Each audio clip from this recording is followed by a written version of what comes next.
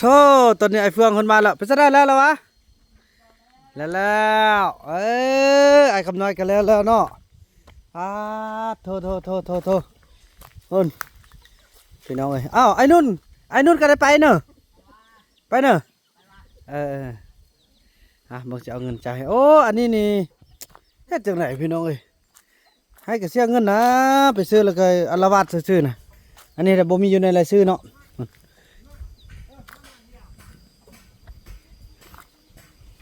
มาละคุณเคยไล่ก็มีรายชื่ออยู่ในนี้เนาะพี่น้องเนาะแต่บ้าวนำก็จะได้แจ้งให้ทั่วเลยส่วนซาวติกซาวลี่แท้มันเอาเป็นว่าสำเร็จแล้วเนาะมีของขวัญให้100,000กิฟต์เดี๋ยวมื้อนี้เด้อทางแม่คนสวรรค์เพิ่นมอบให้ไปเมียนเดี๋ยวอาจจะไปให้จ่ายให้ไปบ่เอาไปหั่นละอาจจะไปเอาให้เพราะเอาเงินไว้อยู่ในรถพูดหน่อยบุญเราเพิ่นก็นั่งกินนมกินนี่ฮะโอ้ยขออภัยพี่น้อยโอ้เนี่ยเจาะนมให้กินอันนึงละเจาะนมให้กินปอกนึงละโอ้หมดแล้วเนาะเขานำท่าเด้อให้พ่อไปจ่ายเงินเขาเจ้าก่อนเด้อบุญเราลุยนี่ให้พ่อเด้อนี่ให้พ่อเด้อพ่อไปจ่ายเงินเพิ่นก่อนเด้อพี่น้องเนาะเพราะว่าตอนนี้ฮอดรับจ่ายเงินแล้วเนาะฮอดรับจ่ายเงินในทางเป็นสะพานบุญเป็นสะพานบุญให้ทางแม่ให้เบาไหล100,000กีบเนาะเบาไหลนี่นางนี่เอาเงิน100,000กีบขาดุมันเด้ออันนี้แม่คอนสวรรค์จันทร์นครหลวงจันทร์เพิ่นมอบให้น้องเข้าใจแล้วเด้แม่คอนสวรรค์เด้อโดยขอบใจเนาะเสียงไว้มันอีลีเห็นเพราะอีลีนี่มันบ่ฟังความเราเขา FC เบิ่งได้ผู้ใดฟังความบ่ฟังความมันก็เบิ่งเนาะเพิ่นก็มีหูมีตาเด้เขียนจังไว้เมียงก็ว่าซะได้ก็โอ้เรียบร้อยแล้วนึเลื่อนนึโอ้เอาไปเกลือใกล้เนาะนี่เนาะบ่อันเนี้ยเจ้าหันเลื่อนแล้วเลื่อนแล้วนึโอเคเก่งทงข้าวกล้ำจะไปอยู่เช้าวันยืลุ่มเนาะยืลุ่มหุ่นไอ้คำนายเก่งเนาะว่ากินข้าวกินน้ำมาเนาะเฮาน่ะเนาะเพราะมันมื้อวานนี้ขนาดมีเงินเท่าใดไปซื้อเหล้ามื้อใดมื้อนี้น่ะบ่มีร้านจึงบ่ได้ซื้อน่ะโอ้ยกินน้ำเบียร์ไอ้พวกนุ่งเครื่องมาเอาเงินนุ่งเครื่องมาเอาเงิน อันนี้ผู้นำพาเนี่ยพี่น้องสำเร็จที่ว่าเขาเจ้าไปบุกกันแต่เช้าคือว่าบ่สำเร็จเนาะคือว่าสำเร็จละส่งอย่างมักนึกส่งกระสันนั่นน่ะเห็นละดงหมดแล้วบ่นึกก็เป็นตัวอีเลยนั่นพี่น้องเนาะแล้วนี่เด้อเอานี่เลยอันนี้คือแม่คอนสวรรค์เพิ่นเด้อเพิ่นมอบให้ค่าให้งานที่ว่าไอ้นำพาเขาเจ้าเฮ็ดเวียกใจเด้อสาธุโดยแล้วยังไอ้ส่งเด้ส่งอีกเพิ่นเด้ออยู่นี่ก็ถือว่านั่นนี้พี่น้องเนาะบ่าวซุงบ่าวเฟืองบ่าวไล่เนาะ3คนเนาะน้องเอ้ยฉันไอ้นู่นเพิ่นก็มื้อเช้านี่ไอ้นู่นก็เฮ็ดมาแต่เช้านึงไอ้นู่นก็ได้เฮ็ดมาแต่เช้าเด้เนาะมาเฮ็ดว่าแต่สบายนึงไอ้นู่นกับอนาส่งอันนี้ละมันเงิน100,000กีบเด้อค่าพวกน้องมันเด้อแต่ถ้าจริงจะเป็นเงินที่ว่าแม่ให้บ่าวบุญนำเนาะแต่บ่าวบุญนำขออนุญาตเลยนะแม่เนาะพอเขาเจ้าเฮ็ดเวียกมานี่อันนี้แหละไอ้บอกน่ะเฮ็ดเวียกให้มันคันไอ้บอกว่าเฮ็ดเวียกเด้อยังตั้งเฮ็ดเวียกเพิ่นก็เห็นบ่เพิ่นจักซั่นเอาไอ้ส่งมาเบิ่ง1 2เบิ่งเอาไอ้ส่งก่อนเนาะเบิ่งไอ้ส่งไอ้คูณไอ้คูณบ่นำก็จะได้จกเงินตัวเองอย่างนั้นนะพี่น้องเนาะ100,000 200,000เพราะว่าสติ๊กซื้อนะบ้านนั้นค่อยว่ากันเนาะ ขอบใจอีแม่เพิ่นได้ เจอได้แม่เด้อ แม่คนสวรรค์ แม่สวรรค์เด้อ โดยนะตั้งใจเด้อคำฮู้แล้ววันนี้อย่าไปซื้อเหล้าซื้อเบียร์กินเด้อให้มันนั่นนี่แหละแน่มื้ออื่นนี่อาจสิมื้อแรกนี่แหละอาจสิได้ลงไปเวียงเด้อแล้วอาจสิพากันเบิ่งกันเด้อเอาเสื้อลงเด้เอาเสื้อลงเด้เนาะแกแต่เสื้อตลอดบ่ได้เลิกเลยเนาะโอ้ไอ้เหยียบขี้ไก่อีกโอ้ยตายละโอ้สเปรย์หมดเลยขี้ไก่นี่ก็ได้ไอ้คุณอันนี้นี่เพิ่นก็เฮ็ดเวียงของเฮาเนาะอันนี้ก็เป็นเงินที่แท้จริงแล้วบ่มีรายชื่อแต่ก็บ่บ่ได้จกเงินที่เพิ่นแบ่งให้อันน้องและน้องแบ่งให้พวกอ้ายไปบอกส่งมาไว้ ส่ง ขอบใจอีแม่เด้อ ขอบใจไอ้นุ่มใจเด้อแม่ แม่คนสวรรค์ มาสวรรค์เด้อ โดยเท่าไหร่นี่1เซนกิบแม่นบ่ดีใจบ่ได้เงินน่ะ 200,000 2 เซนโอ้2 เซนซูนแล้วนั่นนี่ เขาเสร็จหมดละ พูดเซนมาป้าเราเบิ่งพูดเซนมา เขาเสร็จมานี่ ลองดู เนี่ย ไอ้เซนเอ็ดล็อก YouTube ซื่อ ว้าน้องไปตั้งผู้นี่ น้องตั้งแล้วน้องตั้งหยัง ตั้งอันลง พูดแอปนี่ติ อืม โอ้บ่ได้ตั้งเถอะต้องได้เซ็กFacebook โอ้หยังโอ้น้องตั้งแล้วเนาะเอามี Facebook ได้พี่น้องเอ้ยนี่ผู้ใดตั้งให้เรานี่โอ้ยปุ้ยเจอน่ะนี่ก็เนาะเอ้ยตุกตาว่าซ่านผู้ใดเอาเฟซนี่เขา เขาตั้งมันอันจักเขาอันลงเฟซเติมก็เติม2บัตรแล้วเติมอันบัตรหนึ่งบ่เข้าเติมบัตรหนึ่งเข้า โอ้ เป็นเขาตั้งบ่แม่นติ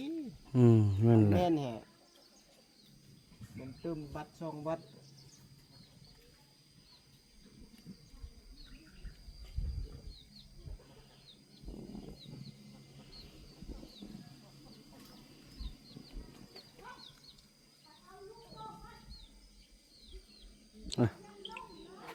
สำเร็จแล้วเนาะยังได้ส่งวันนี้เธอตั้งใจเด้อพากันอยู่เฮือนไอ้บ่อยู่3มื้อเด้อบ่แม่นว่าสิพากันเอาผู้นี้ผู้นั้นมาลิ้นพากันเบิ่งเฮือนย่ำซอยอ้ายเด้อคันมีโจรมีหยังล่ะโทรบอกอ้ายสิโทรบอกตำรวจมาเด้อสำคัญแล้วเฮาเลยแหละบ่ต้องพาเขามาเด้อพี่น้องเอ้ยส่งเอาบุญรถมานี่ไว้พอดีส่งมาแล้วเนาะพี่น้องเนาะมันอันนั้นมันเป็นพี่น้องเสี่ยงเลยพอเจ้าของหานนี่เขาเจ้าซื้อโทรศัพท์มาแล้วตั้งให้ซะแม่นเอาอีเมลตัวเองเข้าเป็น Facebook ของตัวเองซะมาเนี่ยอุ้มลูกมาแล้วเธอนี่ไอ้ขี้แก้วว่าอันอีติ๊กว่าอยากให้อันนั้นนู่นอยากให้ไปเข้าเฮียนกับไอ้ขี้แก้วบ่เป็นนักดอกเนาะไม่พี่มันก็อันนั้นคาดบ่เป็นหยัง บ่เป็นหยังดอกทำได้แน่อันนั้นเด้ออันนี้แม่นค่าที่ว่าน้องดูมันเด้อแม่คอนสวรรค์เพิ่นส่งเงินมาให้พวกน้อง1 แสนกีบขอบใจเพิ่นได้เพิ่นบอกขอบใจเด้อแม่เด้อสิ ใจเด้อแม่ ส่วนไอ้คำน้อยนั้นไอ้จะไปซื้อเฮาเด้อชื่ออันน้ำตับแต่ น้ำตับไอ้จะส่งกินมาให้ตับก็อยู่ซองให้เนาะแล้วแบบว่านั้นนี้เงินนี่แม่ว่าให้น้องแล้วมันน้องสิไปซื้อเราซื้อเบียร์แล้วอาจจะเอาเงินนี่ไปซื้อน้ำตับเนาะตับซื้อของกินให้เนาะนั่น ตับแต่เอาของกินเด้อ เอาของกินไปเพิ่นเทิงกินผู้เดียวเนาะ กินคนเดียว ดีจ้าดิ เบียร์เด้อ น้ำเบียร์ว้ายคือเก่า มื้อนี้ นั่น ไอ้ น่ะ เอาบ่ต้องหาย อาจจะเอาไปเวียงพุ่นแล้วมื้อนี้น่ะเฮ็ดหยัง ขนาดยาวแล้วนะ เฮ็ดหยัง เอาไปนอนลงบ้านแล้วนอนถ้าก็ไปซื้อหามื้อนี้ให้นะ พาไปนี่เด้อเฮ็ดหยัง ซื้อมาไว้ ใช่เหรอซื้อมาไว้ใช้ได้ บัดนี้นี่เกี่ยมได้อันขึ้นเฮือนแล้วเขาสิได้ให้อยู่เฮือนเพิ่นมันแล้วเครื่องน่ะเอาไว้ของเพิ่นของมันเลยบัดนี้น่ะ ทำหน่อยนะ อันไหน มันไปแต่เท่าแต่เศร้ากันได้ทำหน่อย เออ งัดไม้งัดตอกมันไป ก็ว่าหาแล้วแต่ว่าสิไปซื้อของกินให้เราเอา อืม หาเงินซื้อนี่บ่ได้มันสิมาอาละวาดเฮานี่คือเก่าน่ะ ไม่ไรไม่ไรไม่ไร มาซื้อเหล้าซื้อเบียร์มากินคือเก่าเนาะ โอ้ยเจ้าลักอย่าสูบเฮา อืม ติ เบิ่งอันนี้เนาะก็ถือว่าไอ้เฟืองมานั่งนี้สิบอกเวียกบอกงานก่อนสำคัญมันที่เฮานี่แหละมาสำคัญแล้วมันที่เฮานี่นั่งนี่นั่งกันก่อนอื่นมานบมือสบายดี FC เด้สบายดีบอกดีบอกกองเด้อไอ้นุ่นยกขึ้นว่ายกขึ้นได้คำน้อยไอ้บุญรอดเท่านั้น1 2คือตอนนี้มื้อนี้นี่น้องสิมอบเวียกมอบงานให้ไอ้เฟืองเด้อแล้วก็ไอ้นุ่นแล้วก็เคยไล่แล้วก็ไอ้คูณแล้วก็คำน้อยแล้วก็ทุกคนไอ้ส่งคือกันเด้อไอ้ส่งยังพูดหลายเด้อก็ถือว่าแต่ว่าเพิ่นสินอนถือว่านอนพุ่นทุกคืนแล้วเนาะนอนเฝ้าอีติกยานมีโจรมาเนาะไอ้นุ่นบ่เครียดติบ่เครียดเนาะอันนี้ก็ตามความเขาเองเนาะไอ้เนาะบ่แม่นว่าเฮาสิจับบังคับอิหยังตั้งเฮาก็ทำความเป็นจริงถือว่าขอให้ละสิลงไปเวียงไปร่วมงานเปิดบริษัทของเซี่ยวพอเพิ่นเปิดบริษัทใหม่พี่น้องเอ้ยเนาะก็ถือว่าสิได้ไปพุ่นประมาณ3มื้อที่3ก็ได้กลับมาแล้วมื้อวันที่9จะมีพ่อแสงทองมาเนี่ยเฮาจะให้นอนเรานอนใช่ป่ะ น้ำมาพี่อ่ะ เราจัดเด้ออันผ้าห่มเนาะเอามาตัวใดเดี๋ยวมีผ้าห่ม ค่อยจะเอามา แล้วก็เก็บอยู่พุ่นอย่างพุ่นนึงเนาะเอามาจัดให้เราพิเศษพอเราสิมาปลุกอัน เมื่อละน้องมานี้บ้านเราก็น้องเอาลูกคนละไม้ให้ สิปลุกอันลูกไก่ให้เฮาเด้เพราะอันนี้เป็นตัวแทนที่ว่าย่าแม่อันเจียวบอนผู้ที่เพิ่นอันเฮ้ยละจนพุ่นน่ะนับแต่บาดาลนำบาดาลอีหยังต่างทึกทั้งหมดโอ้ยเป็น100 200ล้านเพิ่นช่วยเฮาน่ะบ่แม่นมื้อนี้น้อยฉะนั้นอ้ายก็สิฝากฟังพี่น้องดูแลเพิ่นแทนอ้ายเด้อ โดย บ่นึงมาแล้วบ่รู้อยู่ยะบ่ได้เด้ หับประกัน รับประกันเบิ่งเด้ออย่าสุภากันกินเหล้าอยู่พาเวลานอนก็หานอนบ่แม่นหากันสิกินเหล้าเปิดเพลงตึมพอเพิ่นมาช่วยเวียกเฮาเด้ โดย เพิ่นมาเฮ็ดลูกไก่เฮาตึมจังได๋ลูกไก่ก็สิมีลกมีล่างอิหยังแล้วนั้นได้ฝากฟังเด้อเฮาก็สิเก็บเครื่องเดินทางละแล้วผมมาพบกันเนาะ โดย โดยเรื่องอันน้ำมันนี่ซื้อมาไว้แล้วเด้อน้ำมันน่ะ ซื้อแล้วก็ใส่ถังไว้แล้ว โดย ประหยัดใส่ โดย แน่นๆได้เนาะไอ้บุญรอดเนาะบ่นึงได้ไปอยู่นำ เอาเพื่อไอ้น้ำไป มีแล้วมีกันแล้ว นี่แหละ นี่แหละอยากว่าโทรกันหากันเอาถือว่าแนวนั้นเนาะพี่น้องเนาะเกิดถือว่า ไปฮอดบอลมาฮอดที่ เลยขอบอกขอบใจเนาะมันเกือบพาประตูได้นี่น่ะ ต้นหมักซ่ากับเจ้าสีแดง สีแดงคือว่า บ่มี บ่ได้มาบ่ได้มา โอ้เนาะ โอ้ บ่ได้เอามาเนาะ ได้มา อืม ต้นหมักซ่า เลย บอลมาฮอดที่ พี่น้องเอ้ยเนาะสั่นแหละคือว่าท้ายสุดนี้ก็ขอบุญขอบคุณเนาะทางย่าแม่ซาคอนเนาะ FC ทางนครหลวงเวียงจันทน์ที่ส่งเงินมาจำนวน500,000กีบเพื่อให้เมคอนสวรรค์เนาะFC ทางนครหลวงเวียงจันทน์เนาะที่ส่งเงินมาจำนวน500,000กีบพี่น้องเอ้ยเนาะลูกกาเป็นสะพานบุญให้ถือว่าสำเร็จแล้วเด้อแม่เนาะขอให้แม่จงอยู่ดีมีแห้งสุขภาพเข้มแข็งเนาะให้ร่ำรวยสุขภาพทางกายทางใจก็ขอให้ดีเนาะขอให้ปราศจากโรคภัยไข้เจ็บต่างๆความเจ็บอย่าสุดใดความไข้อย่าสุดใดมีกินอยู่สุดใดบกจกอย่าสุดใดแห้งขอให้อายุยืนยาวมัน1,000 ปีอย่าได้ให้ขอให้อยู่เป็นโฮมโพโฮมใสให้ลูกให้หล้านดนๆและตลอดไปช่วยเหลือลูกหลานในครั้งนี้ขอให้ย่าแม่ได้กลับขึ้นมาเป็น100 เท่าพันเท่าด้วยเถิดสาธุเนาะพี่น้องเอ้ยคลิปนี้บ่าวนำก็จะขออนุญาตจบคลิปกันเพียงส่ำนี้ก่อนแล้วก็พบกันใหม่ในคลิปต่อไปคลิปนี้มอบหน้าที่ให้ทางนั้นเด้อถ้าคำน้อยกินเหล้าเมาเราคันมากวนอีหยังต่างๆมาทับห้อมมาให้เรามัดเลยเด้อมอบให้มัดเลยเด้อว่ากันมัดไว้เฮ้ยเหล้าเลยจะพากันแก้เด้อเสื้อกันเกี้ยมไว้กันพอได้กินเหล้าน่ะ